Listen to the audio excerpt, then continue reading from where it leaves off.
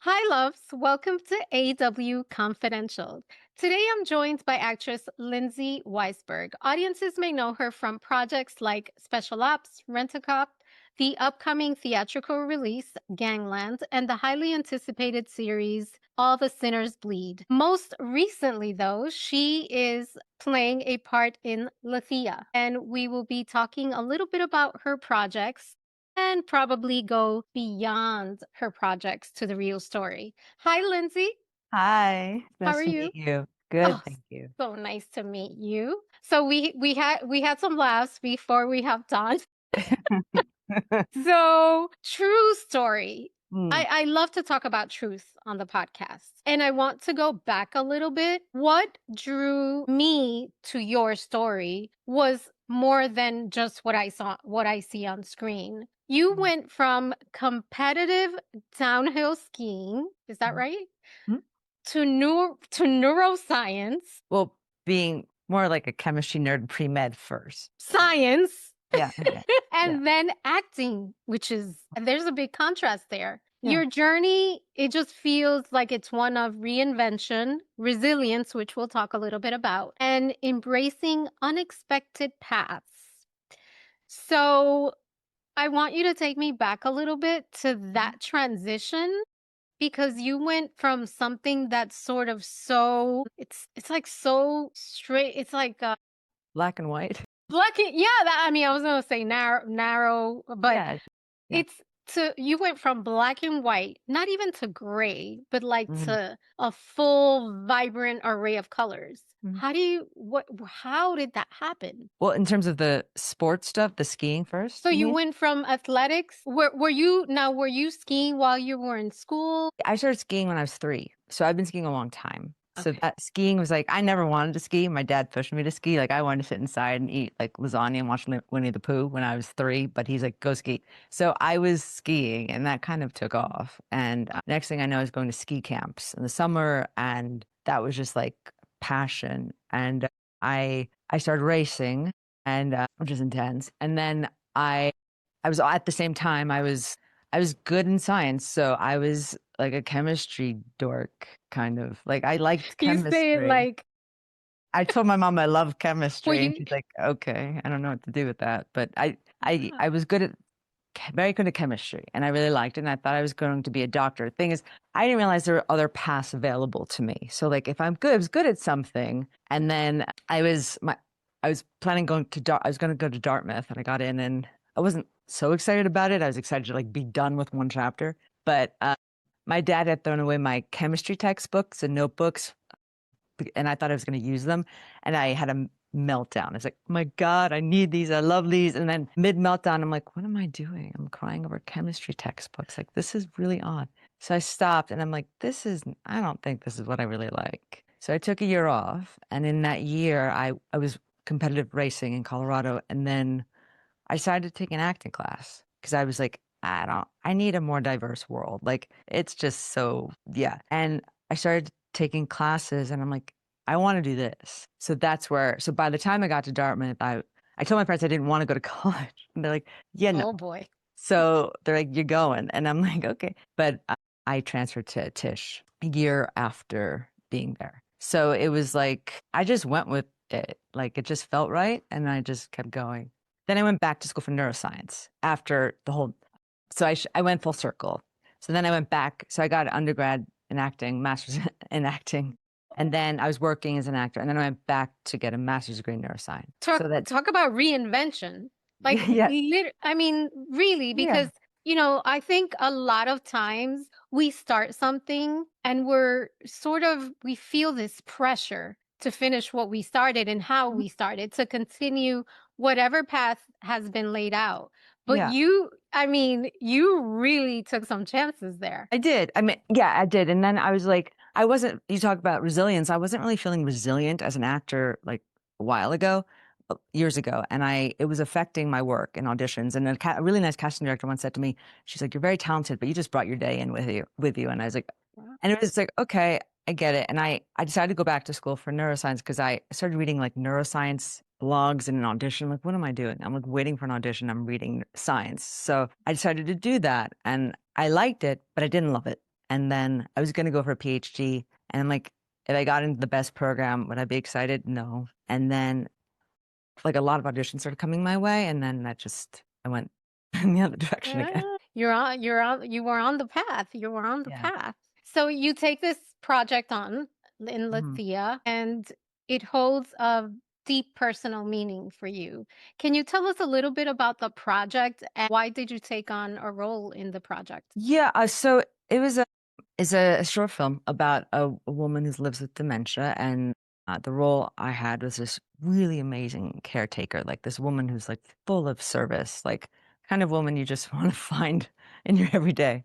And I have someone dear to me who's suffering with dementia. And so I wasn't sure at first because it's kind of intense in my personal life right now with that. But it was a really beautiful thing to be a part of in this story. And in addition, it was a female director, a female producer, and it's just this lovely, it was just a whole, all female cast. And just a really nice little tight family. It was really, really sweet. It was like, it was just so invigorating to be part of this group. I just enjoyed myself so much. They're so sweet, so kind. And it was just a very moving experience to be part of that.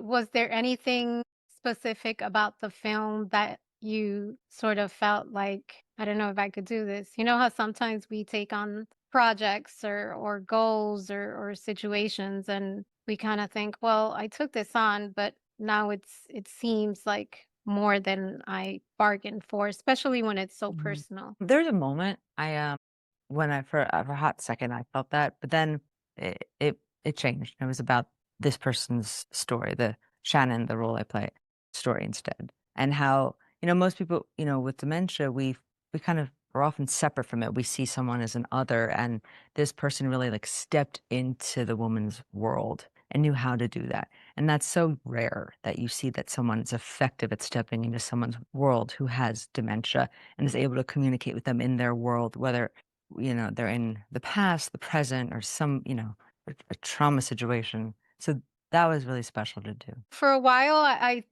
like you said, I Mhm. felt sort of detached from Right. that because I didn't know anyone who had it, and but then when it hits close to home, it just becomes something very different. And Yeah. now I think the empathy button definitely works very differently when it Mhm. comes to the illness, Oh, for yeah, of sure. course. So your path has been anything, everything, and anything but Mhm. traditional. Yeah, Looking yeah, no, in everything I do, I just know it's never going to be a straight path.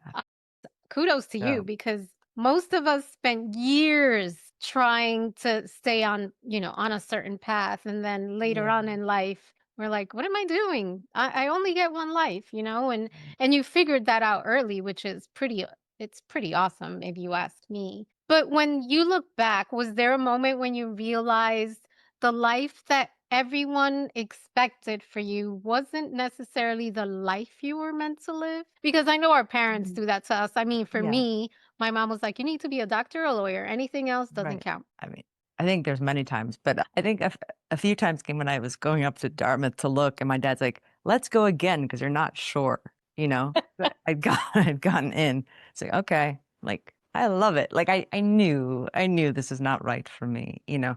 And I think it was that kind of thing, but I didn't know what it was. I didn't know, when I went there at first, someone asked me if I was an insider or an outsider. I was like, I'm sorry, because I was wearing different colored and I looked very artsy. And not that there aren't artsy people there, but yeah, it was just a weird thing to say to someone, are you an insider or an outsider? But yeah, I felt so at home at Tish. It was like, oh my God, this is great. Like it was fantastic. It was just like immediately like my people. So when Oh. you say I knew, Mm. was it like something within that told you, okay, this is not the path. Like I'm gonna do something different, or was it just like It's an undiscovered passion? It was all a game. Like I always saw everything as, and I still do, like as a game. Like if you can't see it all as a game, I knew high school was a game. Like I'm gonna have to do the best as I can, and then all the options, play that game. And I'm playing this game. It's not like about getting anything from me on the outside. It's about like what I feel inside. And I was like, that game in high school is done. And I'm like, so what is the game now?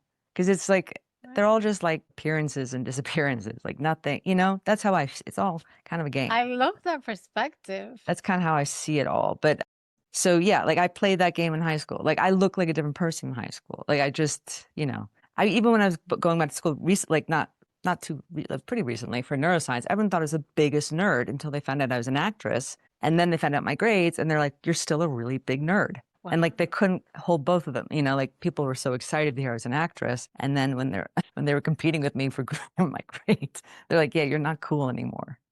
You're a dork." Well, I mean, it's kind of cool to live, two different sort of be Yeah. able to navigate in, two different worlds. Yeah, I but think it's yeah, cool. it's all a game. It's like it's all like a game. It's like a big play. That's how I see it, you know? So It's a you've ride. 100%. I wish we could, I don't know, I wish we could do more of that, but Mhm. I think oftentimes we see life as such a heavy, serious thing. It can definitely get in the way. But Yeah. you succeeded in, really just highly demanding environments, which I find super cool. Athletics, academics, and acting. Has your definition of success evolved over the years? Like, Mm. is there something you value now that maybe you didn't in earlier in life? Well, failure. Yeah. I value, yeah, like before I went back for a degree in neuroscience, I couldn't handle rejection. It was like killing me. Like you could see it on my face when I feel rejection. It was terrible. Same girl, same. Yeah, but like specifically with acting, but now I see it as fuel. Like no's are like fuel. Hmm. You know, it's just like it's because you. It's true. It's like it's all a game to me. You know, it's success is not. If I was to value success from the external world, I would be like I would be miserable. Like I don't know how one has any joy if that's the way if like that's the way I was going to live my life. So if I feel happy and I can embrace fear and failure and go into that, then I feel successful. If I can really like, when I feel fearful and I can go into something that makes me fearful, that makes me feel successful. If I have to avoid it, if I'm just, that makes me feel not like successful. Do you If that think makes that sense. this I don't know. I'm just throwing this out there from left field.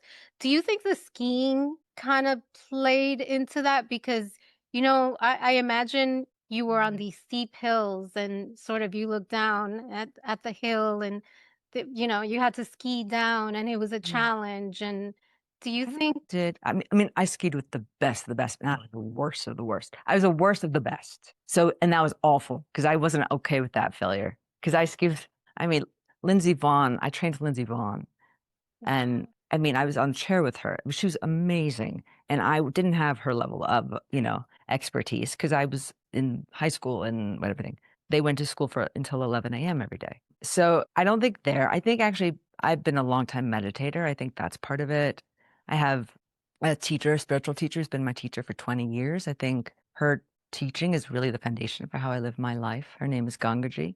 I think that's how I've been able to live the life I live.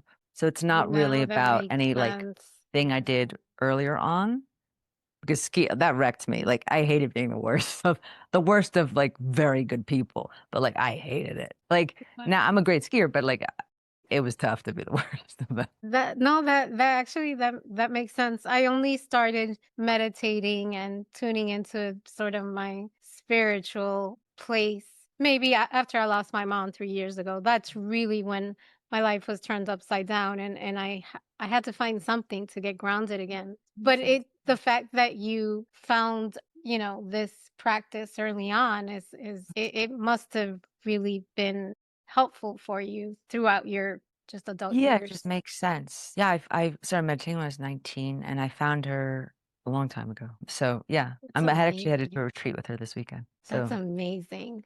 So many people watch, and thanks for sharing that. Mhm. That's pretty special. So many people watching have experienced some form of loss, change, or uncertainty in their lives. Through your personal experiences and the stories you've chosen to tell, what have you learned about resilience and navigating life's unexpected chapters? And there are so many of those. Resilience is a muscle that you have to build. That's what I've learned. That it's just not something that just comes. We're not taught to be resilient. And also with self-compassion, that's with resilience. But yeah, I think experiences just increase your resilience. And it's just something you have to continue to go back to. Not like you were just handed it all. when you're young and like a little resilient suitcase. But yeah, I think, yeah, it just builds over time. I'm glad you reminded us about self-compassion because that's probably for me been one of the most difficult things. And I still have to practice. I have Mhm. to give myself grace because I am my worst critic. I am Everyone is. I mean, you're not alone. You're human, right? So you have a human brain, so that's good. so self-compassion, that's a great one to remember. So Mhm. as you look ahead to this exciting season of your career, because we're going to be seeing more of you, what kinds of impact do you hope your work has on the people who watch it? I hope I always look at it as the story in itself. Like I hope the stories, people draw meaning from the stories. That's how I look at it. It's not like my impact on, I hope someone is drawn to me, my just the story. Because there's some really touching, really, really moving stories. Like the film that just won a Tribeca, Cotton Fever. That is just an incredibly moving story. And same with Gangland that's coming out AMC theaters soon. It's a wonderful story. And there's so many messages within it. So I What's think your what's what's your favorite film? Like a film that just the story sort of sticks my out for personal you? film, Yeah. like, No, not that you've oh even no, no, been no, in that it, my just own favorite film. yeah. It really depends. I look at so many different things when I think of a film. It's hard. I'm looking at so many different parts. It's hard to think of. I just don't have one. It's really hard. Okay. Okay.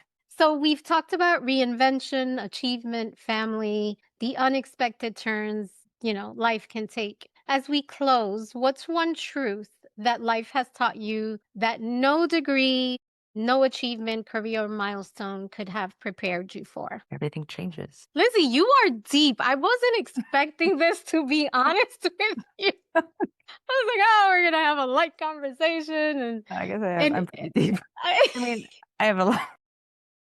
I've no, been but I love it though. I mean, some of my favorite times have been on silent retreats in my life since I was a young person. So, Silent retreat. mhm. What's the longest you've done? They're only like 5 to 7 days with my teacher. Like I've been doing that for a long time. See, I think you must have been born anointed or something because I don't to think so. start If you saw my meditating. parents, you'd be like, "Wait, she must be adopted." Well, So, I mean, think about it. You started this journey, and I'm talking about the spiritual part at 19. I mhm. don't know any 19-year-old. I was crazy at 19. Like it makes sense that I'm sort of trying to ground myself at this point in my life because 19 was just I was just like nutty. So the fact that you I'm even still nutty. I'm still a neurotic Jew. I mean, I have still all that, but like, there's like a calmness about you. yeah, I guess There really is. I guess I both. I mean, you should see me 5 minutes before the interview having a call on my phone. But yeah, I mean, it's true. It's like, it's what we value most, I guess. Well, I loved having you here. You can come back whenever you want and we can It's speak such a on pleasure talking to you. absolutely. So fun. Please share with our listeners how do we find out about more about you and your films, the projects I you think on have coming up. Instagram for me is the best. Lindsay Weisberg on Instagram is the best for finding out about my stuff. Yeah, basically that. Well, thank you for sharing your journey, your story with us today and Yeah. reminding us of some of life's greatest lessons happen beyond our accomplishments. Yeah. And thank you, loves, for joining us on this episode of AW Confidential, where truth transforms. I'll talk to you soon. Bye.